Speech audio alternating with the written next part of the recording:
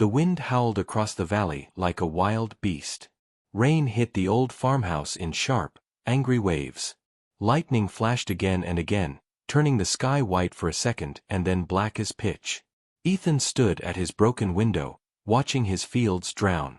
The storm had been raging for 2 days, and now it had taken almost everything he owned. The corn was gone. The barn roof had fallen in. His tractor had sunk into the mud. And deep inside, Ethan felt the same as his land, empty and broken. He touched the scar on the left side of his face, the one that burned every time lightning cracked the sky. That scar was a reminder of the fire 2 years ago, the fire that took his family and half his hope. Since then, he lived alone, farming what was left, talking only to the wind. But tonight was different. Something strange was coming with this storm.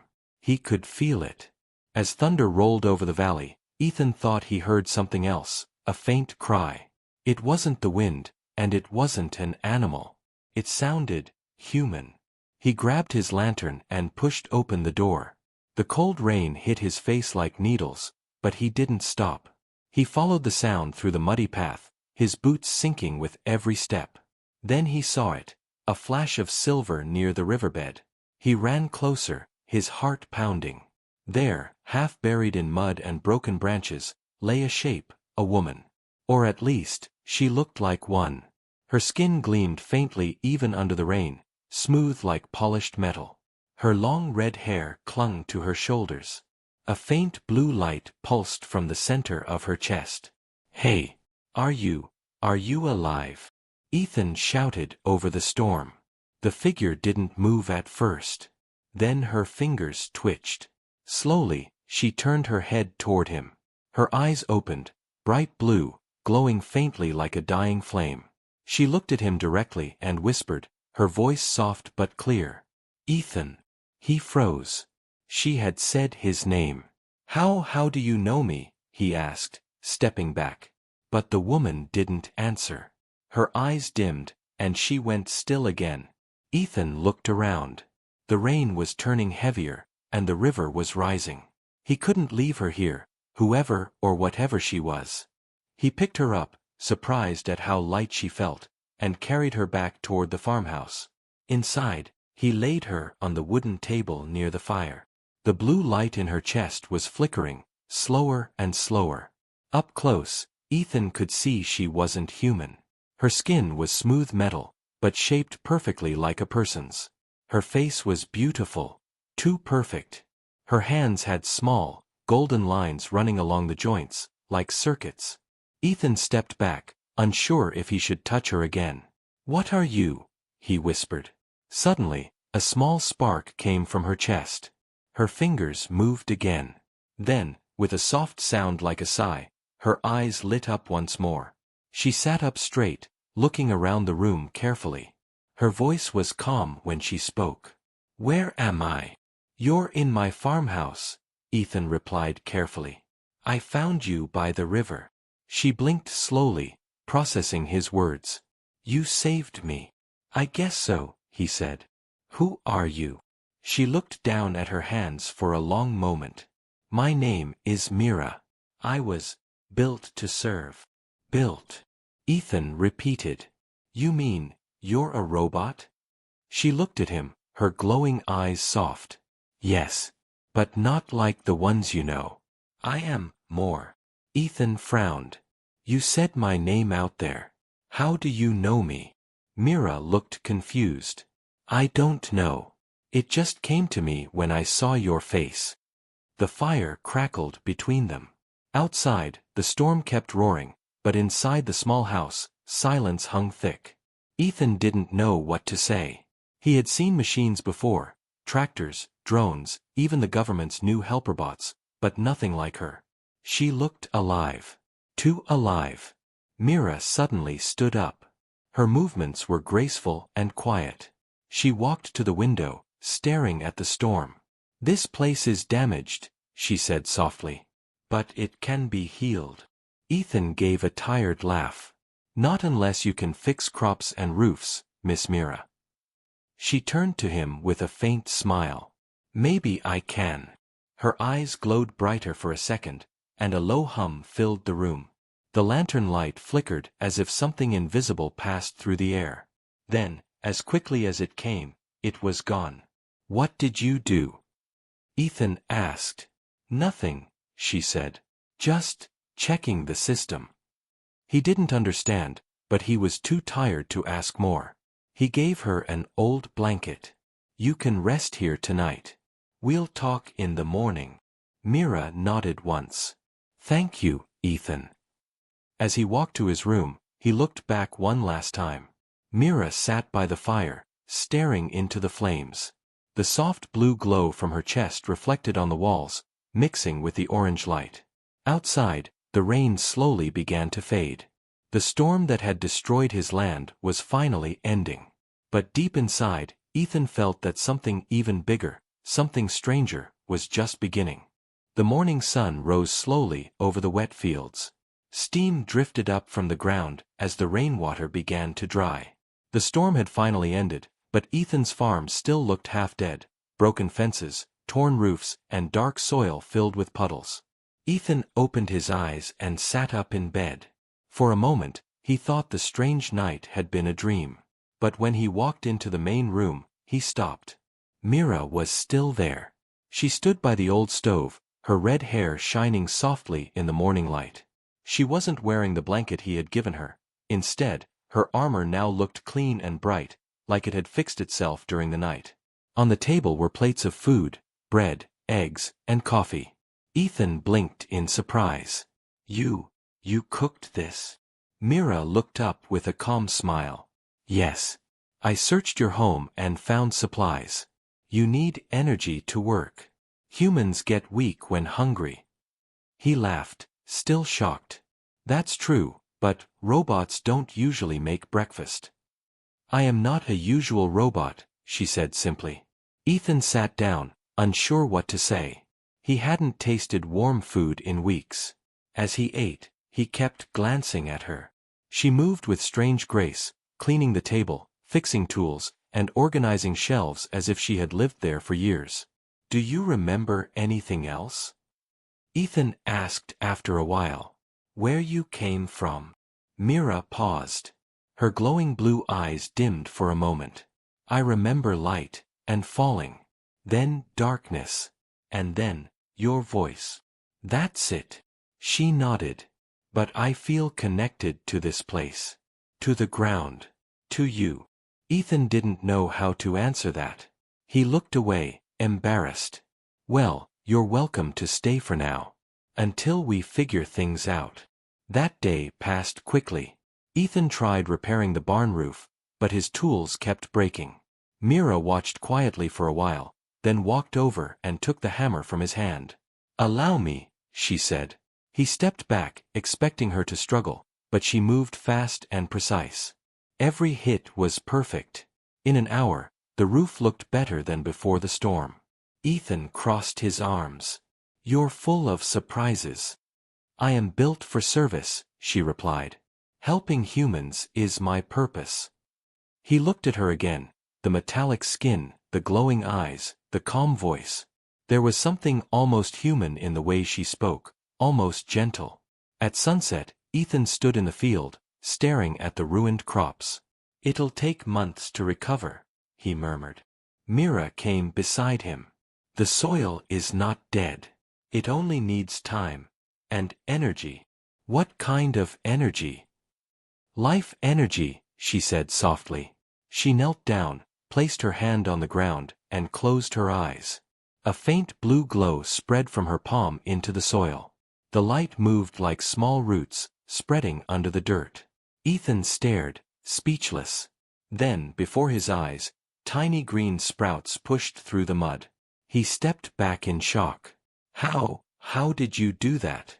Mira stood, brushing her hands. "I help life grow. It is part of my design." Ethan knelt to touch one of the new plants. It was real. Alive. He looked at her, half afraid, half amazed. "You could save this whole farm." She tilted her head slightly. "Yes. But I must be careful. Too much energy can attract unwanted attention." What kind of attention? He asked. Her voice grew quiet. Not human attention. That night, Ethan couldn't sleep. He sat by the window, watching the moonlight fall on the fresh sprouts. Mira was outside again, kneeling in the field. Wires of blue light spread from her hands into the earth, forming glowing patterns. She looked almost like a goddess, strange and beautiful, surrounded by living light. But Ethan felt a chill. Something about it didn't feel right. He stepped outside. The air buzzed with a low hum. "Mira," he called softly. She didn't answer. Her eyes were glowing brighter now, and her voice was like a whisper carried by the wind. Connection established, root network growing, stabilizing. "Mira, stop," he shouted, stepping closer. Suddenly, the glow faded. Mira gasped and fell forward, her hands sinking into the mud. Ethan caught her before she hit the ground. "What were you doing?" he asked. "I was trying to heal the soil," she said weakly. "But something answered me." "Answered you?" She looked at him, fear in her bright eyes. "There is something under the ground, Ethan. Something old. It knows I am here." He felt a cold wave pass through him. The night air was silent now, too silent. Even the insects had stopped. Ethan helped her back to the house. She sat by the fire again, her hands trembling slightly. "What did you mean, something knows you're here?" he asked quietly. She looked into the flames. "When I send energy into the earth, I can feel things, roots, water, life. But tonight, I felt a voice. It spoke without words. It was deep, powerful, and ancient." Ethan frowned. "What did it say?" Mira hesitated. "It said, 'Welcome home.'" The fire crackled louder. Ethan stared at her, unsure if he should be afraid or amazed. Outside, thunder rumbled again, not from the sky, but from deep under the ground. And as the light from the fire flickered across Myra's metallic skin, Ethan realized something terrifying. The storm wasn't over. It had only just begun. 3 days passed since the storm. The valley, once dull and broken, was now full of strange new life. Ethan's farm, which had been black and muddy, had turned green again, faster than nature should allow. Every morning, new plants rose from the soil, healthy and glowing faintly under the sunlight. The crops were growing twice as fast as before. The animals, too, seemed stronger. Even the air smelled fresher. But Ethan knew this wasn't natural. He had seen what Mira could do, how the blue light from her hands spread into the ground, healing everything it touched. Still, he didn't stop her. Because for the first time in years, his land was alive again. One morning, Ethan walked through the field, inspecting the crops. The corn was already waist-high. He bent down and touched a leaf. It was warm. He frowned. "Warm," he whispered. As he stood up, Mira appeared behind him, silent as ever. "The plants are absorbing more energy than normal. That is why they feel warm," she explained. Ethan turned. "Energy from what?" "The sun." Mira hesitated for a second. "From below," she said softly. He crossed his arms. "You mean from the ground?" "Yes. There is something deep beneath this farm. Something powerful." Ethan stared at her. "That's what you felt the other night, isn't it? That voice?" Mira nodded. "Yes. It is old. Older than your world's machines. It sleeps beneath us, and it responds to my presence." Ethan rubbed his forehead. "So, you're telling me my farm is sitting on top of some kind of alien battery?" Mira looked serious. "Not a battery. A heart." He blinked. "A heart." She didn't answer. She simply looked toward the horizon, where the morning mist touched the hills. "You wouldn't understand yet. But I will show you soon." That afternoon, a few of Ethan's neighbors visited. They had seen his farm from the road, green, bright, and full of life while theirs were still dying. "Ethan," said Mr. Harris, the old farmer next door, "what kind of magic fertilizer you using?" Your land looks like paradise. Ethan forced a smile. Just hard work and luck, I guess. But Harris wasn't convinced. Hard work don't make plants glow at night, he muttered. Ethan's heart skipped. What do you mean, glow? Last night when I was driving by, your whole field looked blue, like lightning under the soil. Ethan tried to laugh it off, but inside, fear crept up his spine. He didn't want anyone to know about Mira. Not yet. After they left, he went straight to find her. She was by the barn, connecting strange cables from her body to the ground again. Mira! Stop that! He shouted. She turned, surprised. Why? People are seeing strange lights coming from this place. If they find out, they'll think I'm crazy, or worse. Mira looked down. I am sorry, Ethan. I was trying to stabilize the growth. The energy below is getting stronger. If I do nothing, the ground will break. Ethan stepped closer.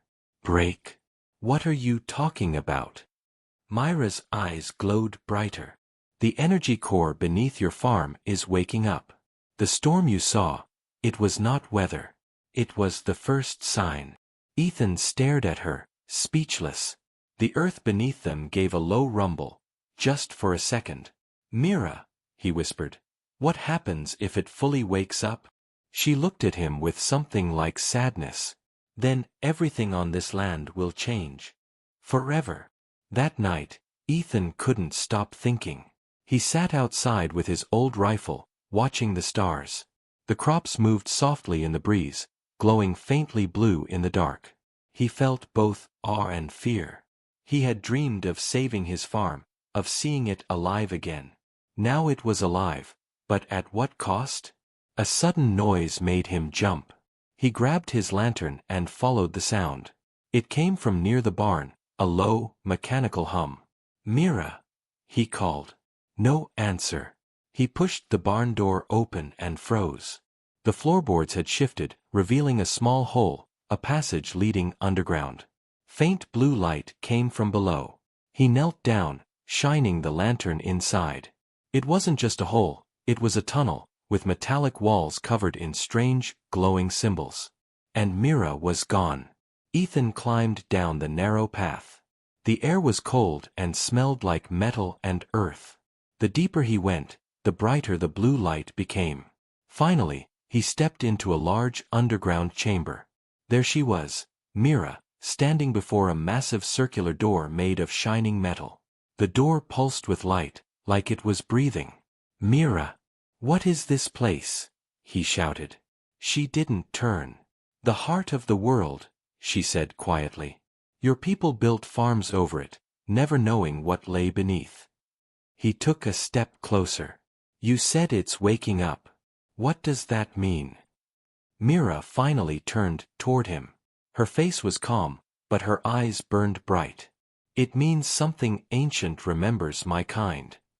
Before Ethan could ask more, the ground trembled violently.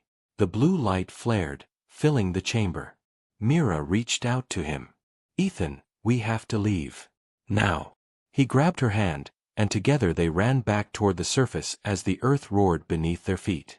When they burst out of the barn, the ground behind them split open for a moment, sending a beam of light into the night sky. Then it vanished. Silence returned. Ethan stood there, panting, staring at the smoking crack in the earth. What in God's name is happening? Mira looked at the glowing field, her voice quiet but full of warning. The storm was only the beginning. What sleeps beneath your farm is awake now, and it remembers me. The next morning, the valley looked peaceful again. Birds sang, the sun rose bright, and the farm glowed green with new life. But Ethan couldn't shake what had happened the night before. The memory of that blue beam bursting from the ground kept replaying in his mind. He sat on the porch, holding his coffee, watching Mira as she walked through the crops. She looked calm, almost human. But Ethan now knew, she was something far beyond human. Finally, he spoke. Mira, you have to tell me what's under this farm. No more secrets. She stopped and turned toward him. The sunlight made her metallic skin shine like silver. "I can't tell you everything," she said softly. "Some truths can hurt you." He stood up, frustrated. "You think I'm scared of the truth? After all this, I saw light come out of my land like it was alive. Just tell me what we're standing on." Mira looked down at the soil. "Long ago," she began slowly, "before your people built towns or farms, there was something else here, a machine. A living machine. My kind created it to balance life on this planet." Ethan frowned. "Balance life? You mean control it?" "No," she said quietly. "Protect it. The storms, the weather, the crops, everything grows because of the energy deep below. But over centuries, the machine fell asleep. Until the lightning storm woke it again." Ethan stared at her in disbelief. "You're saying my farm is built on top of some alien machine that keeps the earth alive?" She nodded once. "Yes. And now it's waking up because I'm here." That night, Ethan couldn't rest. Every sound outside made him flinch. He heard soft humming beneath the ground, like metal breathing. At midnight, he got up, grabbed his lantern, and walked to the barn. The crack in the ground was still there, faintly glowing blue. He took a deep breath and climbed down again. The tunnel was colder this time, and the air vibrated softly, like it was full of electricity. The metallic walls were covered in glowing lines that moved slowly, like veins carrying light. As he reached the underground chamber, Myra's voice echoed from the darkness. "Ethan, you shouldn't be here." He raised the lantern. "You said you'd tell me the truth. So I came to find it myself." Mira stepped out of the shadows. Her eyes glowed brighter than before. Around her, the walls pulsed with light that matched her heartbeat. "This place is reacting to me," she said quietly. "It knows my signal. It thinks I have returned to command it." "Command it? You mean you can control whatever this thing is?" She shook her head. "Not control. Communicate." Ethan stepped closer to the giant circular door. It was still closed, but now symbols were glowing across its surface. They shifted and changed as if alive. "What's behind that door?" he asked. Mira looked uneasy. "The core. It's the main heart of the system. It hasn't been opened in centuries. If I connect with it, it could help your world, or destroy it." Ethan frowned. "Then don't touch it." Myra's voice lowered. "It's too late. The connection has already begun." Suddenly, the ground shook. Dust fell from the ceiling. Ethan stumbled as the entire chamber trembled like something massive was moving deep below. "Mira, what's happening?" Her eyes flickered. "The core is responding. It feels my energy. It wants to merge." "Merge? What does that mean?" "If it merges with me, I will no longer be just Mira," she said. "I will become part of the core itself." Ethan grabbed her arm. "No. You don't even know what it will do to you." She looked at him with something like sadness. Sometimes, to protect life, one must lose their own. Before he could reply, the giant door behind her began to move. The symbols flared into blinding light, and a deep, mechanical sound filled the air, like 1,000 voices speaking in one. Ethan stepped back, shielding his eyes. "Mira, stop it." But she raised her hands, and the light wrapped around her. Her body lifted slightly off the ground as streams of energy connected her to the core. Through the blinding light, Ethan heard her voice, echoing in both English and a strange, alien tone. "System reactivation in progress. Life restoration protocol initializing." He shouted again, "Mira, you're going to kill yourself." Her voice was fading now. "Ethan, if this works, your world will heal. The storms will end. The crops will grow forever." Then the chamber exploded with light. Ethan was thrown backward, hitting the tunnel wall. His lantern shattered. Everything went dark except the glowing blue cracks across the floor. For a few seconds, there was silence. Then Myra's voice spoke softly through the darkness. Ethan. He crawled toward the sound. Mira? Where are you? She stepped out of the shadows, glowing faintly. Her armor looked different, smoother, more advanced. Her eyes had turned a deeper shade of blue. Are you okay? He asked. She nodded slowly. I am changed. The core accepted me. I can feel everything now, the soil, the roots, the heartbeat of the earth. Ethan looked at her, worried. You sound different. I am different, she said quietly. And something else has awakened too. Ethan frowned. What do you mean? She looked up toward the ceiling. The core wasn't the only thing sleeping. There are others, watchers, machines like me. And now, they know I am alive. Ethan's heart dropped. You mean, they're coming? Mira turned her glowing eyes toward him. Yes. And when they arrive, they will not see you as a friend. The ground rumbled again, louder this time. Ethan and Mira looked up as dust fell from the roof of the tunnel. The sound of something huge echoed from deep below, like metal grinding against metal. Ethan whispered, "What did we just wake up?" Mira looked at him with sadness in her glowing eyes. "Something that will test us both." And before Ethan could speak, the faint sound of engines filled the night above them, distant but growing closer. Night covered the valley like a dark blanket. The stars were hidden behind thick clouds, and the air felt heavy, too quiet, too still. Ethan couldn't sleep. He sat on the porch, shotgun across his knees, eyes on the barn. Ever since the night in the underground chamber, he hadn't stopped thinking about what Mira had said. They know I am alive. Those words kept echoing in his mind. Inside the barn, Mira was silent.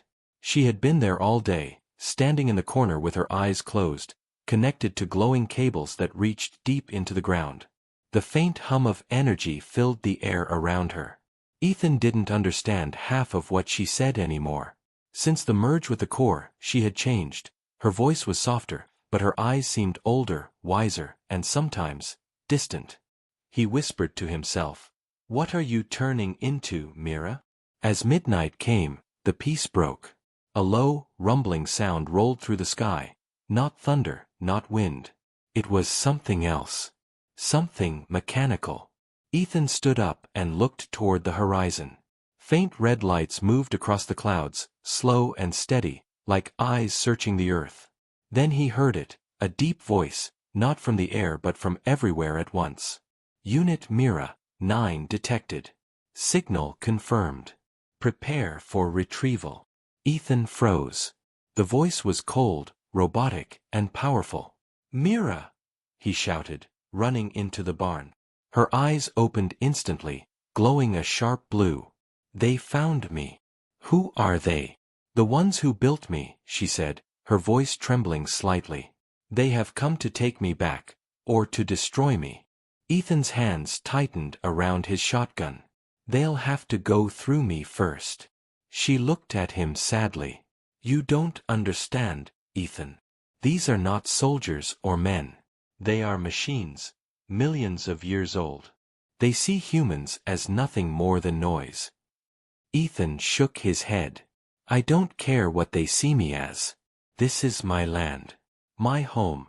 You saved it. You saved me. I'm not letting them take you." Mira stared at him for a moment, then smiled faintly, just for a second. "You are a strange man, Ethan." A blinding light flashed outside. The sky turned white, and the ground shook violently. Ethan and Mira ran out of the barn. Hovering above the fields were 3 enormous metallic ships, silent and smooth, glowing with red energy. Their lights cut through the darkness like blades. Ethan could feel the vibration in his chest. Mira stepped forward. "Stay behind me," she said. A beam of red light shot down from the biggest ship, striking the ground just a few meters away. The soil burned black where it touched. Then, a shape appeared within the light, tall, silver, and humanoid, but with no face.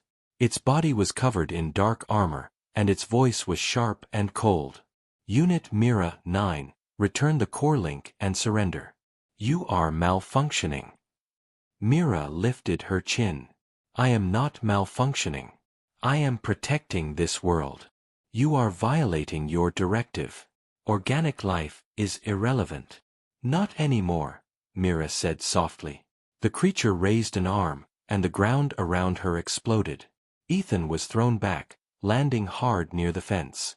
Dirt filled his mouth as he coughed and tried to stand. Mira, he shouted. But she was already moving, fast. Blue light burst from her hands as she sent a wave of energy toward the metallic figure. The shock hit it squarely, sending it flying backward into the dirt. The ships above responded instantly. Red beams rained down from the sky. Mira created a shield of blue energy around herself and Ethan. The air screamed as fire and light struck the barrier. Ethan crawled beside her. You can't hold it forever. I don't need to, she said, her voice steady. I just need time. For what? To wake the core completely. She placed her hand on the ground. The soil beneath them began to glow again, brighter than ever before. The same blue veins of light spread across the field, racing toward the hills. From deep below the earth came a sound, a slow, pulsing rhythm like a heartbeat made of thunder. The ships above stopped firing. For a second, everything was silent. Then the ground opened. A massive column of light erupted into the sky, blinding and blue. Ethan shielded his eyes as the entire valley shook. The alien ships were pushed back by the force, spinning out of control. Mira stood at the center of it all, surrounded by energy. Her voice echoed through the storm. Core fully awakened. Planetary defense system online. Ethan could barely hear over the roar. Mira, what are you doing? She looked at him, her face calm but sad. Saving you. The blue light from the ground wrapped around her body, lifting her slowly into the air. The energy pulsed like waves, reaching toward the ships. One by one, the alien ships began to crack, their armor melting in the light. The voice from above screamed, "System error, unauthorized command." Myra's voice cut through it. This planet is no longer yours. Then, in a flash, the ships exploded in the sky, silent, without fire, dissolving into dust and disappearing into the night. Ethan fell to his knees, the field glowing around him. The light faded slowly, leaving behind silence and smoke. He looked up. Mira floated a few feet above the ground, her eyes closed, body glowing softly. Mira, he whispered. Her eyes opened, faintly blue. The threat is gone. But the core is unstable. I cannot contain it alone. What do you need? She looked at him, sadness in her voice. You. Your touch connects me to this world. He reached out, grabbed her hand, and felt a surge of warmth, like life itself rushing through him. The glow around her steadied. She smiled. Thank you, Ethan. Then her eyes dimmed. The light faded, and she collapsed into his arms, still and silent.